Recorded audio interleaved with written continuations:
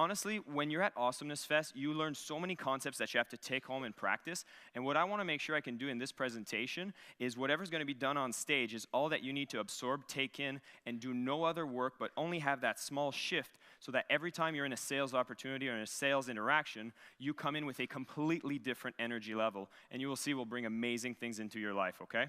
So first off, who are my salespeople in the room? All right? The first concept I want to explain is what is selling, right? And I'll use Jay Abraham as a quote here. Understand that you need to sell you and your ideas in order to advance your career, gain more respect, and increase your success, influence, and income. And I think this is one of the most limiting definitions I've ever heard. The reason being is that it's so much more. I just saw a beautiful sales pitch happen just before I got on stage, which was Mia telling you all to stand up and to all start screaming at the same time, and you all complied. That was a sale. And that was a sale that came from the heart. That was a sale from love. And this is where I want to bring a lot of you in all of your interactions you do every day so that you can start selling a lot more from love. Do you guys know what the biggest love sales speech in the world is? Will you marry me?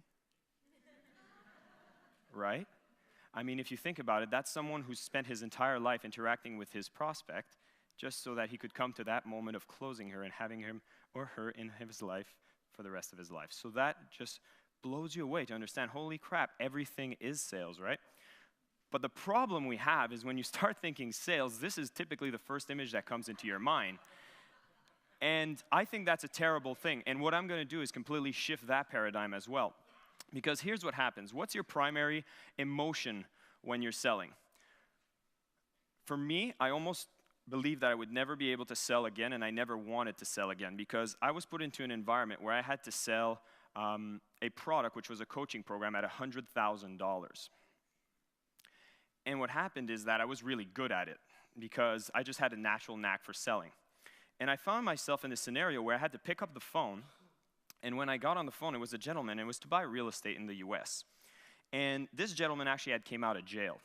He couldn't even cross the border to go into the US. And what I was selling was a program to be successful in real estate investing while going into the US, and he's saying, no, I don't think I can buy this because I can't even go into the US. And my job on the phone was to say, you know what, do you believe in yourself? Do you think you can do this? I think you can do this, and I don't think you're just making up some imaginary barriers. You'll be so successful. This program will guarantee you to get that success. We'll hold your hand, we'll carry you through, and you will have success. I guarantee you'll have 3,000% ROI on your money or money back guarantee within 1 year. I promise you that. And at the end of the sales call, the guy did buy, and I hung up the phone. And I didn't feel excited. I felt like I'd just taken something from this person, and it was a lot more than money. And I used up a lot more than my time in that transaction as well. And when I went to my boss and I told him, hey, I just closed a sale and made a huge commission check, and then he says, good job. And I'm like, this is crap. This isn't right. I don't think I want to do this. Selling is a bad thing. How could I do that to somebody like that? And I actually decided to leave that job. And I decided to come to Mind Valley because now I have the opportunity to only sell to amazing products, amazing stuff, and it's always coming from love. I truly believe that, and that was the reason why I'm here. But before I made that decision, I had to go into my mind because once I had that block about selling, I'm like, how could I shift my mindset about selling to becoming something that makes me feel good? And then I had to think about what are things that make me feel good that might be selling. And I remember just bringing flowers to my beautiful girlfriend who always hides at the back, Crystal, who's behind the cameras making sure you guys have amazing shots throughout the event. I know she doesn't want to be called out. So I bring her flowers one day, and I just wrote a note just because, and she was super happy, and I'm like, that felt awesome, and that was a sale. I made an effort, and I gave her those flowers. There was a transaction. That felt good. How can I make it that in business or any other type of sales scenario, I can have that kind of energy into it? And of course, you think of chocolate when you want to feel good. And for me, this was my first mental note about selling that gave me the foundation to selling and loving selling so much for the rest of my life, is when I was in high school, we had to do these charity chocolate runs where you actually sell chocolate to your neighbors, and it was for $2. And when I thought back about that, is that I went to door and I sold chocolate, and the first time I was shy, I was like, hi, I'm Jason, would you want to buy some chocolates? And the people are like, oh my God, this is so much fun. Yes, absolutely, gives me $2, and they get all excited. I'm like, okay. That was good. So there was something different about that sale compared to how I did any other sale. And let me come back to this one. So what happened is that I understood that I had to sell from a vibration level of love, and it wasn't guilt, it wasn't fear. And I'm like, okay, it is possible. It was a reality. And where that brought me along is like, okay, if this is a possibility, then why is there so many salespeople that are bad? We're talking about people that take advantage, the people that are put into scenarios, or even people that when you get into an interaction with them, they're even apathetic. Like, why do you have so many interactions with salespeople that are bad? And we call this fundamental attribution error. I picked this up from one of the presentations from Vision, actually. And what happens is that we always project our own reality onto what could be the reality as to why they interacted with you that certain way. But there's a big thing that happens when you're dealing with salespeople is you have no idea what's going through their heads. See, when I made that sale for $100,000, in my mind, I had rent to pay, I had certain lifestyle I wanted to sustain, and that was my reality. And when you are dealing with a salesperson and you realize that they maybe have taken advantage of you, they didn't treat you right, they were apathetic, you have absolutely no idea what baggage they had before they interacted with you. And for us to try to keep that energy, that hate or that anger towards that person is only holding you back. And I'll have you guys do an exercise at the end of this presentation to let go of that. But understand, you need to see that every person you interact with comes with their own baggage, and it's not about you, so you have to let that go. Now, in the concept of changing your paradigm around selling, I want to give it a unique definition because, as I said, there's a lot more than a product, a service, or money that gets exchanged when you make a sale. And Awesomeness Fest is the perfect place to introduce this new definition. I like to call it energy. Because what happens is that selling is the facilitation of an energy exchange between conscious being. This is time, this is money, this is emotion as well. See, when I made that $100,000 sale, it cost me a lot in emotion, and it brought me down for weeks. I actually went through a severe depression shortly after that, and that was a result of an accumulation of these kinds of environment. But understand that there is a cost every time you make a sale, and it will use up that cost every time you make it from some of these lower vibrations. Now, when you know that what you're offering is more than the total cost paid, it's the act of greatest love and care. It seriously is. I mean, you're literally telling somebody and making sure they are aware that whatever you're giving them is worth more than what they will need to pay in all forms of currency. How could you not see this as an act of love? It truly is. I mean, you will go through major lengths to make sure that they understand that concept and apply that concept and buy that product if you are coming from that energy level. I was not supposed to speak at A-Fest today, but I made sure to be relentless, and I sold my way to come on this stage. And the reason is because I believe so much in this message that I needed to share it with you guys. And because of that, the universe aligned, and here I am speaking to you. It's really important. Like, the underlying emotion in everything you do on a sale is truly what's going to determine. If you can just apply that, you will see your sales numbers soar, you will see your relationships get better. It affects every single interaction with any other conscious being. If your children doesn't want to do his homework, why do you try to convince him to do his homework instead of letting him go play outside? It's because you know it's best for him to be able to learn, get himself the right tools. You want him to be educated. You're showing him love, but you're selling him as well. So it's applicable in everything. Now, to be able to sell from love, I split it into 3 ways that you can apply love in selling. And I want you guys to look at this, and these are things you'll be able to shift your mindset and apply right away. Loving yourself. It's the basis of a lot of things. Now, I thought this would be a fun opportunity to tell you guys, if you have issues with loving yourself, we have this amazing Mind Valley Academy with thousands of products with a big sale happening right now. Actually, we have a lovely product from Jeffrey Allen being promoted right now, which I know is awesome. But not needing to say that, the simplest concept of loving yourself was already done. The concept was explained by Marissa. I am enough. A lot of times when you're dealing with salespeople that don't show that kind of, that kind of energy that you were hoping to receive from that salesperson is because they're in a position where they don't even get to have self-love. And so understand it has nothing to do with you. Now, if you are trying to make the sale and you feel that you are uncomfortable with selling, you know this is the basis to a lot more than selling, but it is applicable in selling as well. You are enough.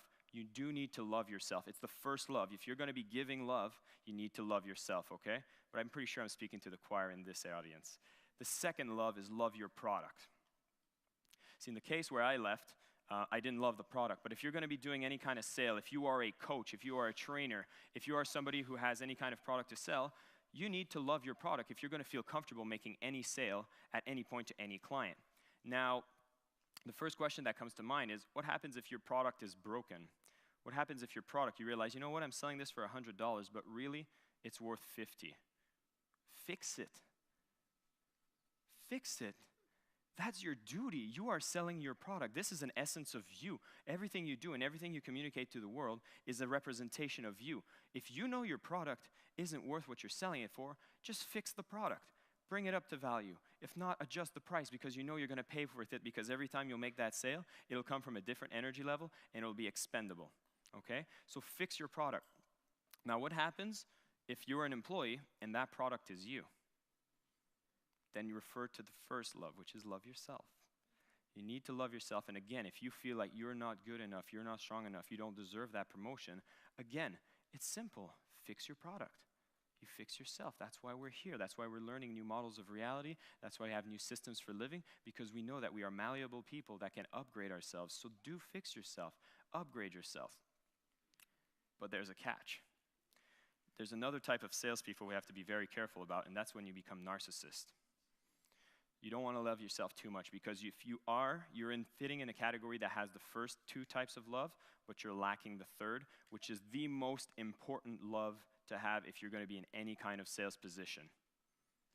Love your client. Like, I truly mean deeply love your client. See, I do mega launches and mega online events with Mind Valley. And the first thing I do before I get on any kind of marketing research or any kind of online data scouting, no, I pick up the phone. See, I grab a list of people who bought the product in the past, and I want to get to know them intimately. I just did a big program with Christy Marie Sheldon. It was an amazing program. And when I got on the phone with the people, I could feel them. And then I understood why I needed to work extra late. I understood why I needed to do that extra research, why I need to do these extra tweaks, because I started resonating with who this client was, and I understood that they needed help. And when they bought this product, it changed their lives. It truly did. How could I even complain about overtime when I know that every extra hour I put into this, I might be able to shift one more person to understand that they need to buy this product because it will change their life. When you start considering your business, yourself as an employee, in a relationship. I mean, God, I've been keeping my toilet seat up all week here, and my girlfriend keeps giving me crap about it, and I've been empathetic. That was very disrespectful on my part. I love my client. I'm going to bring that seat down next time, I promise, okay? But seriously, in everything you do, love the party you're interacting with, because once you start vibrating from that energy of just knowing that whatever you're doing is out of true love for that person, you will see that everything else melts. It's no problem. It's so easy. And again, this is the definition. But here, there's another thing that I didn't highlight in bad sales proposals, because what happens is when you know, you offer more value. Now, what happens if you want to manipulate this formula and you start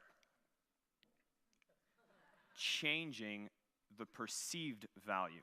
I'm going to get a little more technical here, but in sales, there's true value and there's perceived value. And marketing is great at cranking up perceived value because you'll be able to make the sale. Be very careful when you become a good salesperson, because you'll find yourself in a position that you might have to do some sales that won't be the true value that you're giving to your client. And if you have client love, you'll protect yourself. As the wise words of Spider-Man, with great power comes great responsibility. So be sure that if you become a qualified salesperson, do not go to the dark side, okay?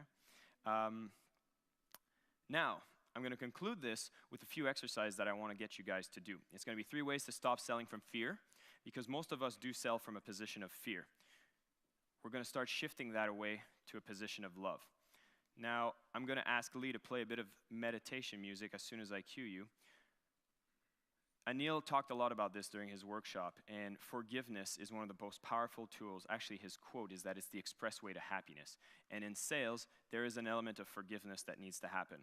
One of the biggest things that happened for me that I needed to forgive within sales is I bought myself that coaching program that I used to sell.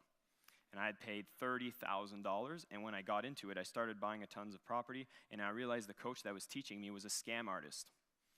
He didn't know what he was doing. He was just telling me to buy property, buy property. Good things happened. I ended up buying 23 condos within 3 months when I was 20 years old. And we moved about, I think it was something like $700,000 of real estate, and we got into a panic when we realized, okay, we have all these properties under contract, and then we were asking the coach like real questions. He didn't know anything, and he disappeared. And we got completely sideswiped and blindsided, if I can quote Mr. Hamilton, and we didn't know what to do. And I had tons of people that I was selling these properties back to, and honestly, it was the darkest times of my life. And I've hated that person for so long, and I could never forgive what that person did, but he made me the person I am today. And I was able to forgive him, and I realized that those things that I went through and I needed to go through in my life was something that would allow me to grow. I've never spoken to the person again, but I've done some exercises such as the 6-phase meditation. And when I get into the phase of forgiveness, I forgive him and I thank him. And that was hard for me to do at first, but now I do it so comfortably. And if I do see him, I'll hug him and I'll say, please don't do that to other people, but you've given a lot to me. And perhaps I didn't even understand where he was coming from. Perhaps he actually knew that I could take it. He knew that I would fix it. I read all of the IRS codes and I fixed everything. And that was, again, because I had love for my client. So what I'd like to invite you all to do is we're going to go into closing our eyes. And I want you guys to think of what is the first negative sales experience you might have went through that you were left with a negative thought or you were cheated. And this could be buying your first car. This could be just, trying to buy a plane ticket and it didn't work. Perhaps it's your parents where you tried to get something as a child and they said no to you. And for that moment, you knew that, I don't want to sell because, I remember when I had that interaction with my parents. And Lee, if you can put a bit of music here. I just want you guys to imagine that person. That person came with a lot different story than where you were coming from when you interacted with them. Maybe their wife was in the hospital and he needed to pay the bills and he needed to make that sale to you. If it's a parent, perhaps they were in a position where they couldn't pay the bills and they couldn't get you that toy you wanted. Whatever that story is, imagine that person in front of you right now. And please forgive them. Tell them you're sorry for holding this grudge to them. Understand that when you hold on to this, it actually holds you back. It prevents you from doing the amazing things that you need to do and the ideas that you need to spread. Because now you'll be liberated from any limiting blocks you have around selling. And when you start to be empowered with selling, it'll be easy to communicate with everyone in any situation. Now imagine them giving an amazing awesomeness fest hug to this person.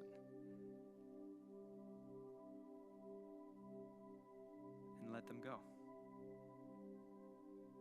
Just let them go. You've moved way past that event. Now the world needs to see how awesome you are. All right, guys, you can open your eyes. This is a very quick exercise that I just wanted you guys to do.